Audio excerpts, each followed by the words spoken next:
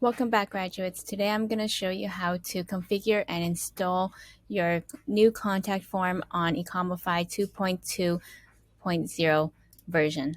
So when you're in the dashboard here, you're going to go into click Customize. And right over here in this navigation where it says Homepage, you're going to go down to where it says Pages and then go to Contact. So this is the new contact form specifically on version 2.2.0 of Ecomify Theme. What this allows you to do is have specific input fields and options for your contact form. You can choose to have all of these or none of these. If you want a simple contact form, then you can just add input fields and that's about it. So we're going to go through the options, how to set them and configure them. When I go into add section, you'll have a contact form option just like so, and it will look like this as a default. On the contact form section itself, you'll be given a right sidebar of settings, background color options, white, light, primary, secondary, and so forth. The colors are set in your theme settings over here. When you click on theme settings under styling, it's pulling in these colors. Going down here, you can choose the max width. We set it to 640. Typical is 768. Then you have your title you can change and the title sizing, H1 being the biggest, H6 being the smallest. And then your description and description size, FS1 being the biggest, FS6 being the smallest for your descriptions. You can play around with that. And then the form size, you can have medium, small, or large. And then your success message, after they complete it, you can have a custom message that can be customized right over here, as well as padding and margin spacing settings. Padding is the element, is a space inside the element. Margin is a space outside of the element. You can play around with that.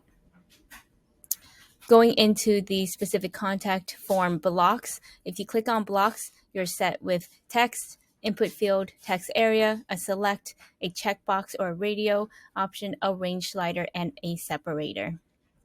For an email, this would be set as an input field.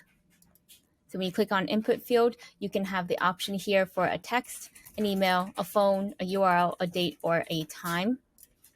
So right now we'll do text, and this is going to be your name, the placeholder, and also required. If you do not require this, you can toggle this on and off. The next input is going to be the email. Make sure that it's toggled email, and also just have email or email address. It has to have the word email in the label. The next option is a phone. So I selected a phone and I typed in phone, and it's not required, but you can choose to have it required. The next option I have is a text area where they can leave their message, the rows being how big or how small the message is for them to send a message. Always have a submit button. Send, you can have it say submit your request. You can put any text here and then choose a color. This will automatically know to send once you have the submit button here. Next, I will add a block, and I can do a select option. So a select option means they can select from a drop down of various themes, locations, whatever you choose here. When on the select option, the label is select a city. You can have it select anything you need for it to really customize your contact form. And then you can have it required. And the options, you can list any option separated by a comma and then a space and then a comma. And you can have as many as you like for the drop down. If I go into add block and check a radio, checkbox and radio, it will look like this, and this is by default. And a checkbox are multiple checkboxes, or a radio will be circles. Again, the label can be anything you name it, and the options, again, are separated by commas in the same exact format like the default right here. Then we have a range slider. When you click on the range slider, you can have a radius, you can have anything that caters to your brand, and then you can have a required and the minimum value, maximum value, and step means intervals of how many steps you would like it to go and bounce from. The next one is a separator, which is just a beautiful, simple line like this. You can change out the border opacity for the separator and also the spacing top and bottom as well.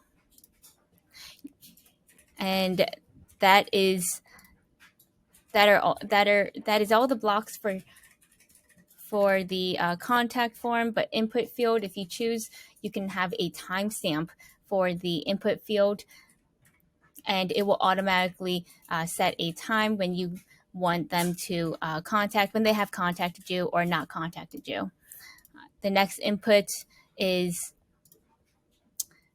the date. You can choose a calendar date as well. So this is a calendar, and then the next one is a date. And right now it's just calling the current time right now. So I just selected that. And you can also change out the label as well, timestamp, whatever you may choose for that. Then you have a URL, which can be required as well. And then you can type in what is your URL. And that is how to configure the contact form. So what it looks like when you preview this, going to the contact page. Oops. Scroll down to the contact us. So right now we have these input fields. We're going to have dummy data. And it's optional, but I'll put it in. And I'm going to go into here. Today, the time, and website URL has to be the whole string. I'm just going to choose Paris, France, testing, and I'm going to do a 10. Thank you. Thank you for contacting us. We'll get back to you as soon as possible. And that is the text right here in the contact form that you can change out as well. And this will go into your email that you have set up for your Shopify. Thank you.